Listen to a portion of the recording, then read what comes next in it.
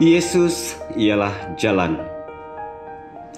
Jalan, sepatah perkataan yang ringkas tetapi membawa maksud dan pengaruh yang besar dalam kehidupan kita. Kehidupan kita bergantung kepada jalan yang kita pilih, entah jalan itu baik entah tidak. Jika kita berjalan pada waktu siang, maka teranglah jalan kita. Sebaliknya jalan akan menjadi gelap jika kita berjalan pada waktu malam. Kehidupan kita ini seperti perjalanan yang sangat jauh. Selagi masih bernafas, kita akan sentiasa berjalan. Namun adakah kita tahu jalan yang kita pilih itu sentiasa yang terbaik bagi kita? Mampukah jalan itu memberi kita kepuasan sepanjang hidup? Karena kita tahu sebagai manusia, kita sentiasa menginginkan yang terbaik seperti pekerjaan, keuangan, pencapaian, dan sebagainya. Akhirnya, setiap perjalanan mempunyai destinasi. Di manakah kamu ingin berada pada akhir hidupmu?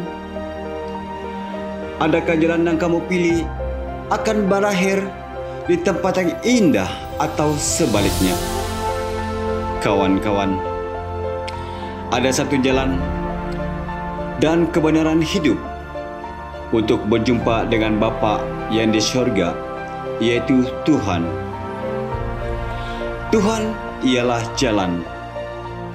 Datanglah kepada Tuhan, maka perjalananmu di dunia akan sentiasa terang, sehingga selamat berjumpa dengan Bapa di surga.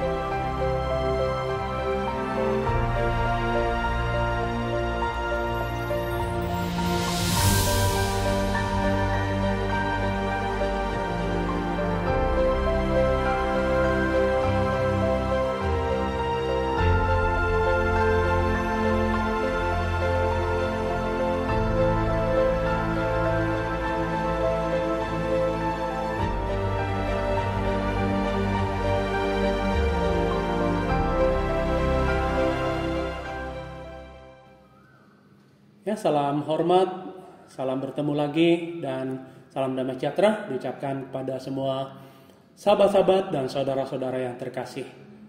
Kita sekali lagi berkongsi ruangan Injil untuk kali ini, dan sebelum itu mari kita sama-sama berdoa. Berdoa di dalam hati, dan saya pimpin kata-kata doa. Mari berdoa. Dalam nama Tuhan Yesus kami berdoa. Tuhan Yesus satu-satunya juru selamat dan pencipta langit dan bumi. Engkaulah Allah yang Maha Kuasa, dan Engkaulah satu-satunya juru selamat yang agung. Kepadamu kami berikan segala pujian, hormat, dan kemuliaan, karena hanya Engkaulah yang layak untuk menerimanya. Ya Tuhan, sekali lagi kami sama-sama berkumpul pada ketika ini untuk saling berkongsi sebagian dari firman kebenaran-Mu melalui perkongsian Injil ringkas. Mohon Tuhan menyertai kami dan memimpin kami. Kiranya Engkau memimpin hamba-Mu yang menyampaikan firman ini, sehingga setiap yang disampaikan adalah menurut kebenaran-Mu dan menurut kehendak-Mu. Dan biarlah Engkau memimpin, memberi hikmat kepada setiap sahabat-sahabat kami yang turut serta dalam perkongsian Injil ini pada kali ini, sehingga mereka dapat memahami segala yang rahasia di dalam firman-Mu ini. Dan melalui pemahaman itu, semua akan dapat digerakkan hanya untuk menerima keselamatan yang sangat berharga. Sebab kami dapat mengetahui dan menyadari seluruh dunia telah jatuh di bawah kuasa si jahat dan berada dalam dosa. Dan hanyalah Engkau yang dapat melepaskan kami daripada segala keadaan ini. Dan itulah tujuan kami untuk berkongsi Injil ini, dan itulah tujuan kedatangan setiap dari kami untuk bersama-sama pada perkongsian Injil ini. Mohon Tuhan dapat menyempurnakan segala niat kami yang sangat suci ini, dan jauhkanlah kami dari segala usaha si jahat yang berusaha untuk menggagalkan kami. Biarlah kedatangan kami ini atau perkumpulan kami bersama ini tidak akan menjadi sia-sia.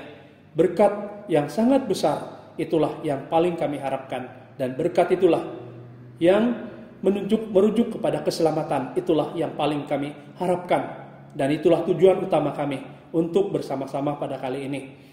Tuhan, terima kasih di atas kasih-Mu, dan terima kasih karena Engkau sentiasa memberi perhatian dan mendengarkan doa kami. Segala pujian, hormat, dan kemuliaan kami kembalikan kepada nama-Mu yang agung. Haleluya, amin.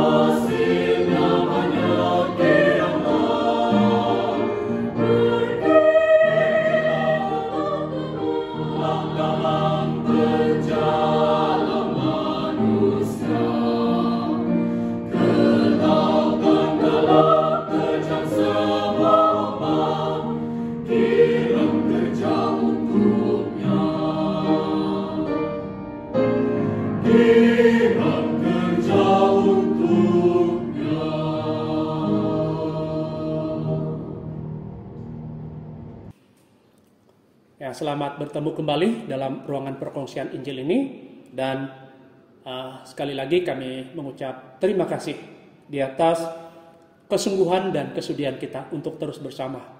Jadi judul kita pada kali ini ialah Yesus ialah jalan. Yesus ialah jalan. Ini melalui satu catatan, satu petikan di dalam kitab Injil. Jadi pertama-tama saya membaca catatan dalam kitab Injil, yaitu Injil Yohanes pasal 14 di ayat yang ke-6. Mari kita sama-sama melihatnya. Yohanes pasal yang ke-14 di ayat yang ke-6. Ayat yang ke-6. Kata Yesus kepadanya, "Akulah jalan dan kebenaran dan hidup. Tidak ada seorang pun yang datang kepada Bapa kalau tidak melalui aku." Nah, di sini Yesus dalam pemberitaannya, ia telah mengatakan dan menegaskan kepada setiap pendengar di ketika itu bahwa dialah satu-satunya jalan yang boleh membawa orang kepada hidup yang kekal. Dialah satu-satunya jalan yang boleh membawa orang untuk pulang ke rumah Bapa yang di sorga. Dari kata-kata Yesus dalam Yohanes pasal 14 ayat 6, itulah kita memetik satu judul, Yesus ialah jalan. Yesus ialah jalan. Kenapa kita mementingkan perkataan jalan? Sebab dalam dunia ini terlalu banyak jalan. Terlalu banyak jalan. Seperti ketika kita mau pergi ke satu destinasi yang kita tujukan, kita akan berdepan dengan banyak jalan. Dan hanya melalui jalan yang benar itu, jalan yang sesuai, jalan yang tepat, baru kita akan dapat sampai ke destinasi kita. Hidup manusia ini adalah sebuah perjalanan. Kita sedang melalui satu perjalanan, dan perjalanan ini adalah perjalanan untuk pulang kembali kepada Bapa Sorga. Tetapi dalam dunia ini terlalu banyak jalan. Terlalu banyak jalan. Bahkan ada jalan yang mungkin akan membawa kepada kemalangan kepada setiap orang. Kita mengambil satu kisah di dalam kitab Injil. Kita mengambil satu kisah di dalam kitab Injil tentang seorang yang memilih satu jalan yang dianggapnya jalan yang akan memberikan ketenangan, kebahagiaan kepadanya. Namun akhirnya jalan itu telah membawa suatu penderitaan, suatu kemalangan kepada dia. Kisah ini adalah tercatat dalam kitab Lukas.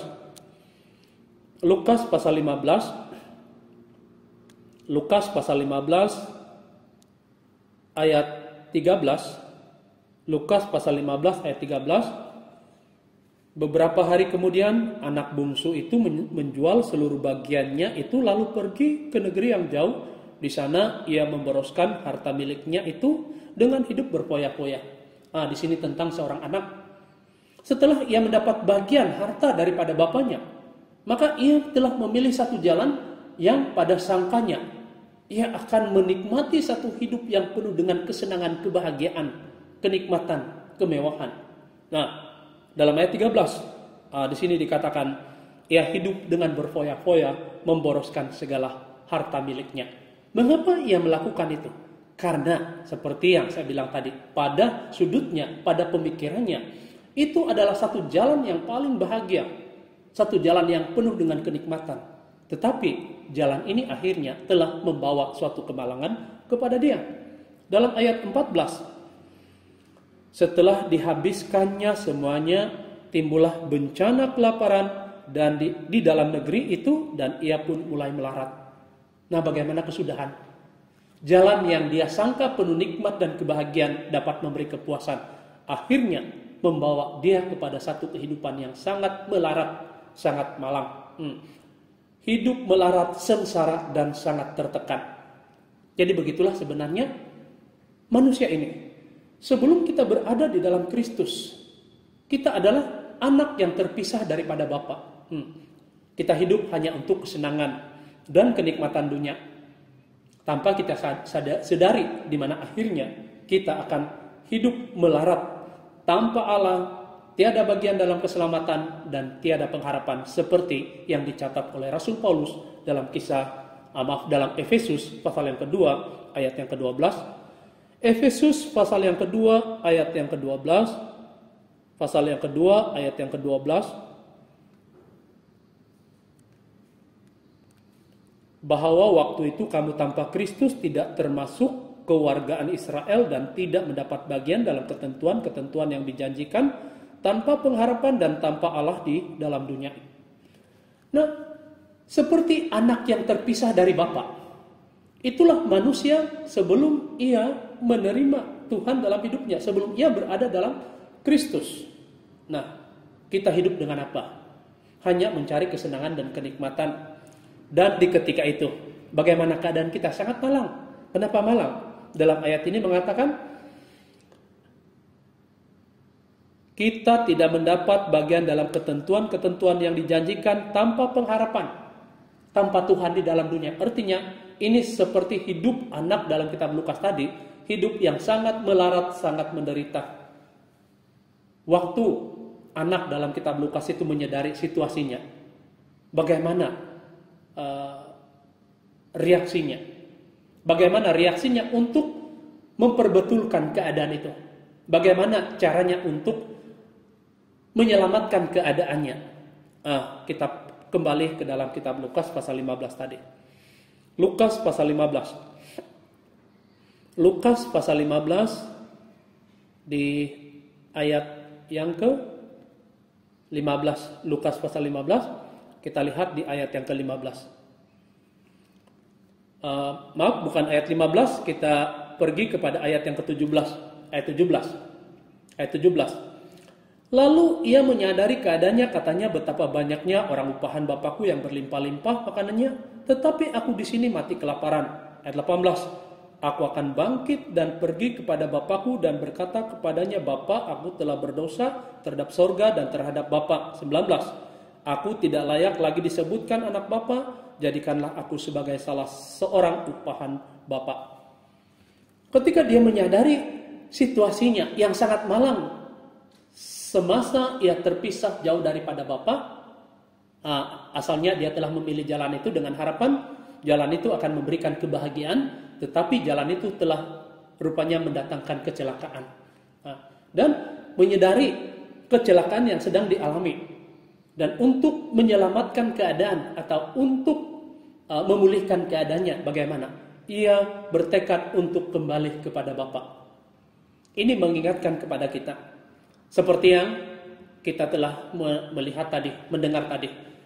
Keadaan kita sebelum menerima Kristus, sebelum kita berada di dalam Kristus, kita anak yang terpisah jauh daripada Bapa. Di mana dikatakan tanpa pengharapan, tiada bagian dalam ketentuan-ketentuan Tuhan, jauh daripada keselamatan. Artinya jauh daripada keselamatan, hidup kita sangat malang dan bakal menderita. Dan kesadaran, setiap orang akan ada waktu untuk memiliki kesadaran. Saat seseorang menyadari keadaannya, masa depannya yang akan melalui satu lingkungan yang sangat susah dan sangat menderita, maka setiap orang akan bertekad untuk memperbetulkan keadaan. Bagaimana kita memperbetulkan keadaan? Seperti anak tadi, yaitu untuk kembali kepada Bapa. Untuk kembali kepada Bapa. Bila mana waktu di mana kesadaran datang dalam hidup kita, ketika itu kita harus bertekad untuk kembali ke rumah Bapa surgawi, ke rumah Bapa surgawi. Yohanes pasal 14 ayat 2 dan ayat 3, Yesus mengatakan tentang di rumah Bapakku ada tempat tinggal. Yohanes pasal 14 ayat 2 dan ayat 3, di rumah Bapakku banyak tempat tinggal. Jika tidak demikian, tentu aku mengatakannya kepadamu, sebab aku pergi ke situ untuk menyediakan tempat bagimu. Dan apabila aku telah pergi ke situ dan telah menyediakan tempat bagimu, aku akan datang kembali dan membawa kamu ke tempatku, supaya di tempat di mana aku berada, kamu pun berada. Inilah rumah Bapa yang sangat berkelimpahan. Kita yang hidup di bumi ini terpisah jauh daripada Bapa dan mengalami satu kehidupan yang penuh dengan penderitaan. Dan bila mana kesadaran kita telah timbul bahwa hidup ini sangat melarat dan hidup kita bakal malang, maka kita akan bertekad untuk mencari, atau kita bertekad untuk kembali, untuk pulang kembali kepada Bapa, ke rumah Bapa yang berkelimpahan, rumah Bapa yang dikatakan Yesus dalam Yohanes pasal 14 ayat 2 hingga ayat 3. Kita harus bangkit dan bertekad untuk pulang kembali ke rumah Bapa. Dalam Yohanes pasal 14 ayat 5, kita memiliki satu persoalan pula. Ada tekad untuk kembali pulang ke rumah Bapa. Persoalannya ialah mungkin kita tidak mengetahui jalan mana yang harus kita ikuti. Seperti kata murid di dalam Yohanes pasal 14 ayat 5 ini. Yohanes pasal 14 ayat 5, kata Thomas kepadanya, Tuhan, kami tidak tahu kemana Engkau pergi, jadi bagaimana kami tahu jalan ke situ? Tidak dinafikan kita mungkin seperti Thomas ini. Kita ada kesadaran untuk memperbetulkan hidup kita. Namun, kita ada satu persoalan. Bagaimana kita tahu jalan ke situ? Ditambah pula, dalam dunia ini terlalu banyak jalan.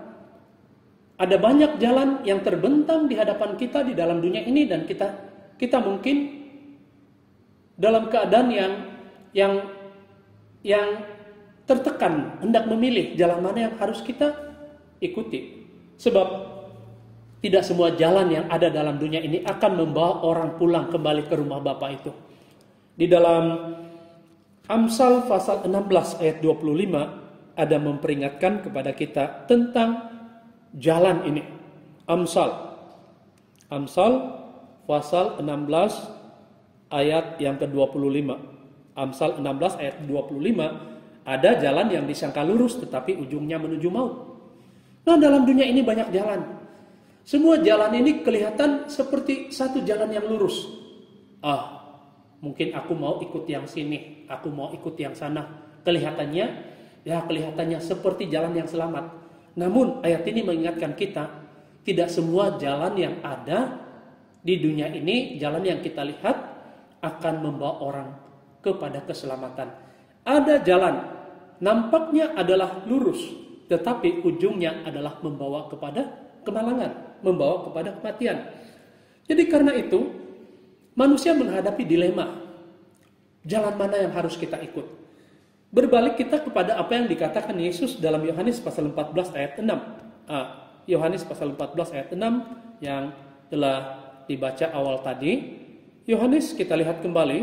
Yohanes 14 ayat 6. Tadi kita sedang dalam persoalan. Banyak jalan. Semuanya seperti lurus. Tetapi masalah tidak semua jalan ini membawa kepada keselamatan. Ada jalan yang disangka lurus, namun akhirnya membawa kepada kemalangan. Jadi bagaimana kita tahu jalan ke situ? Nah, ketika inilah kita harus ingat kepada apa yang dikatakan Yesus dalam Yohanes pasal 14 ayat 6. Yesus berkata, akulah jalan itu. Jadi mencarinya sangat mudah, akulah jalan itu. Dan melalui jalan ini, Yesus bilang, kita akan boleh sampai kepada rumah Bapa itu hanya melalui Yesus itu. Ini bermaksud kepada kita untuk pulang ke rumah surgawi. Kita harus melalui Yesus. Kita harus melalui Yesus, sebab tanpa melalui Yesus kita tidak akan dapat sampai kepada rumah yang di surga. Jadi Yesus itulah satu-satunya jalan keselamatan kita. Dalam kitab Lukas pasal 2 ayat 11, ketika para gembala sedang mengembalakan kambing domba di tengah padang waktu malam, maka malaikat telah muncul dan bersaksi kepada mereka.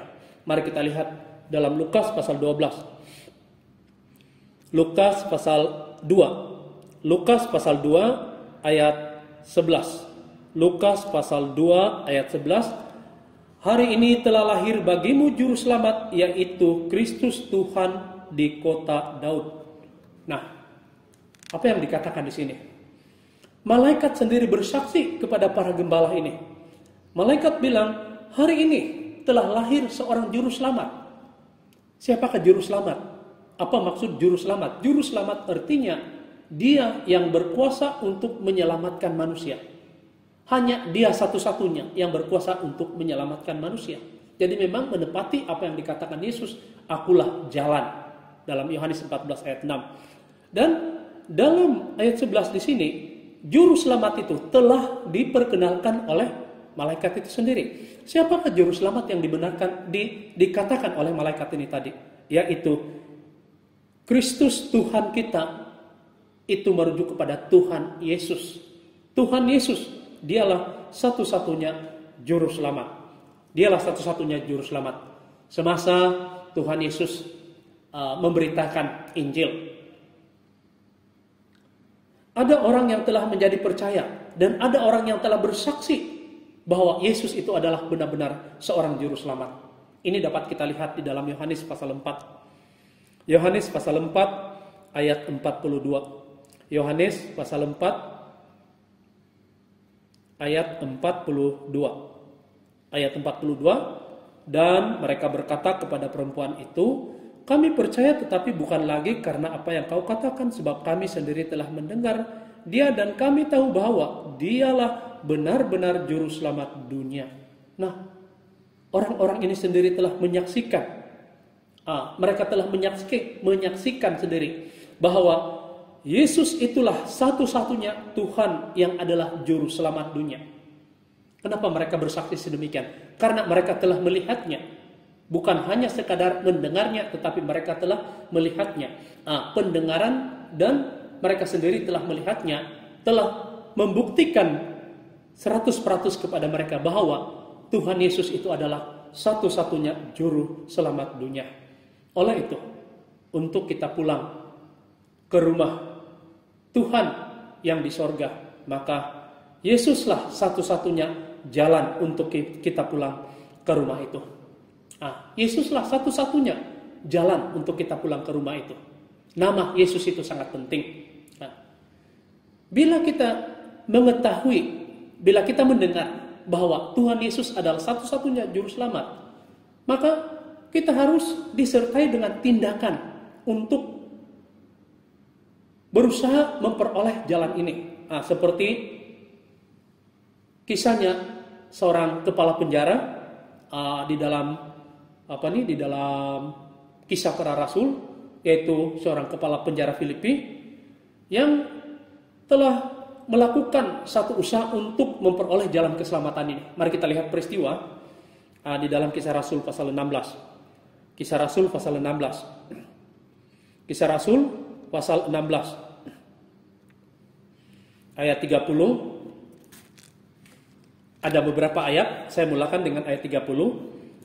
Tentang kepala penjara di Filipi yang telah mengajukan persoalan tentang bagaimana atau apa yang harus dia lakukan, maksudnya untuk memperoleh jalan yang selamat itu. Kisah Rasul pasal 16 ayat yang ke-30, ia mengantar mereka keluar sambil berkata, Tuan-tuan, apakah yang harus aku perbuat supaya aku selamat? Perkataan ini sangat berharga sekali. Apa yang harus aku perbuat supaya aku selamat? Setiap orang harus ada pertanyaan ini. Apa yang harus aku perbuat supaya aku selamat? Jalan mana yang harus kuikuti supaya aku dapat selamat?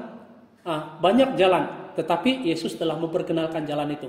Bahwa dialah satu-satunya jalan kepada hidup yang kekal itu. Nah, kesadaran telah timbul kepada kepala penjara Filipi ini. Apa yang aku harus perbuat supaya selamat? Artinya, ketika itu dia merasa sangat risau. Dia risau dan menyadari dirinya sangat malang.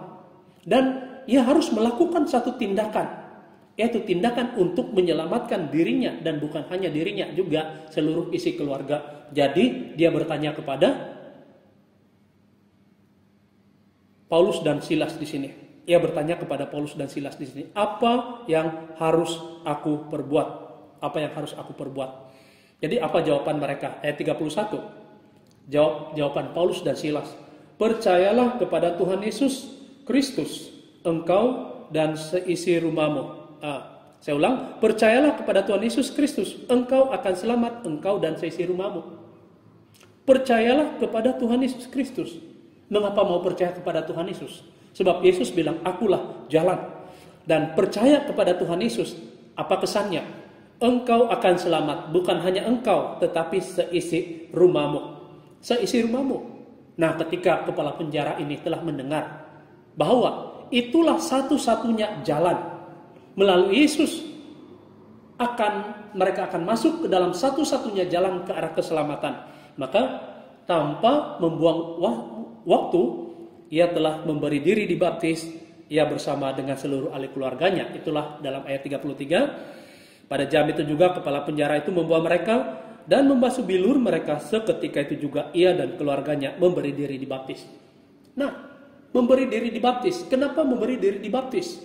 Karena mereka telah memahami, dia telah memahami bahwa hanya dengan jalan ini, yaitu melalui Tuhan Yesus, dengan cara mereka dibaptis di dalam nama Tuhan Yesus itu, baru mereka masuk ke dalam jalan yang selama ini mereka cari-cari, jalan yang membawa kepada keselamatan. Nah, apa yang terjadi kepada keluarga ini? Dalam ayat 34, lalu yang membawa mereka ke rumahnya dan menghidangkan makanan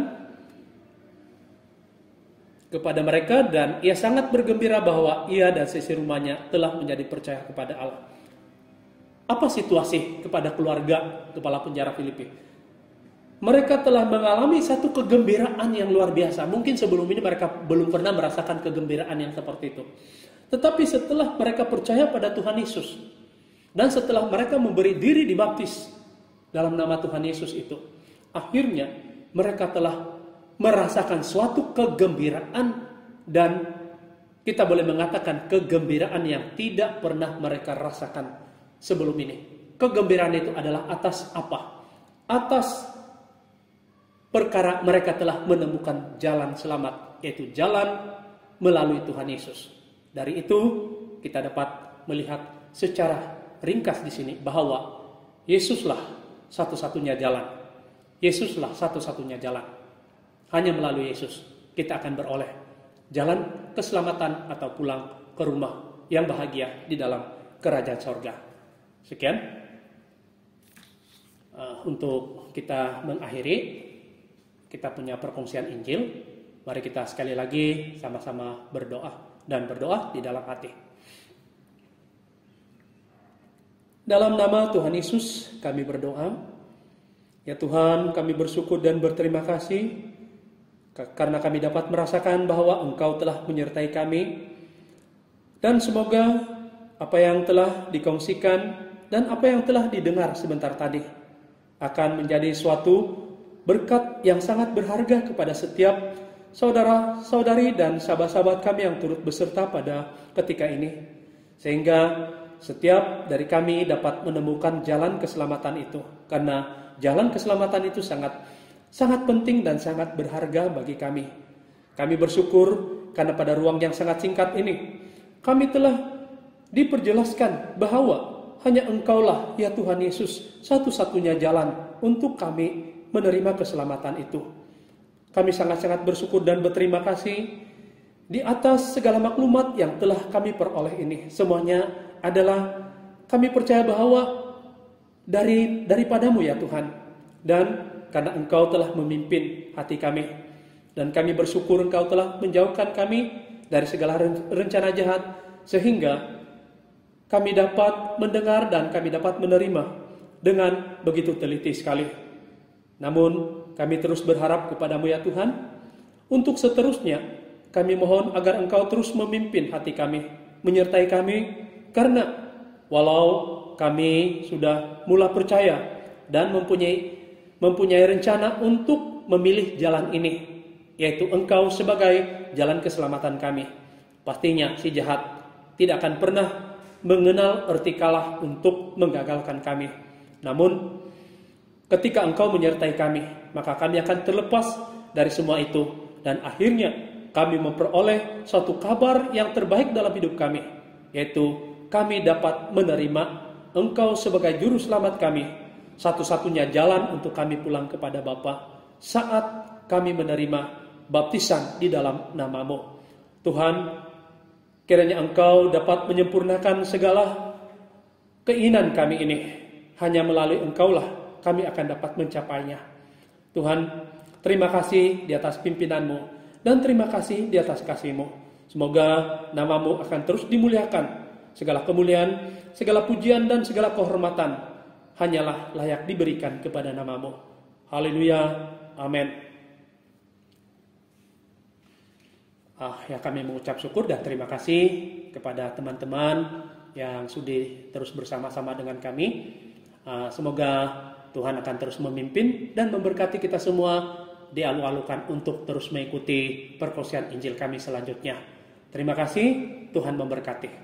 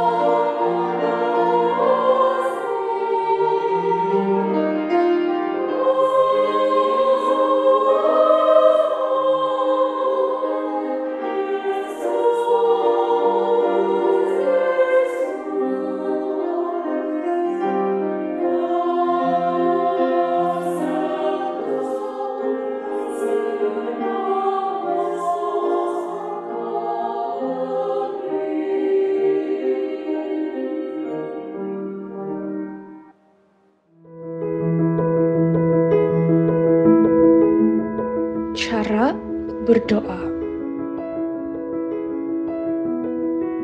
Berlutut, genggamkan kedua-dua tangan dan pejamkan mata. Mulakan dengan berkata, "Dalam nama Tuhan Yesus saya berdoa." Puji Tuhan dengan berkata, "Haleluya." Luangkan masa untuk bercakap dengan Tuhan dari hati dan memintanya agar memenuhi kita dengan Roh Kudus. Akhiri doa dengan berkata, "Amin." Haleluya ialah bahasa Ibrani yang membawa maksud puji Tuhan.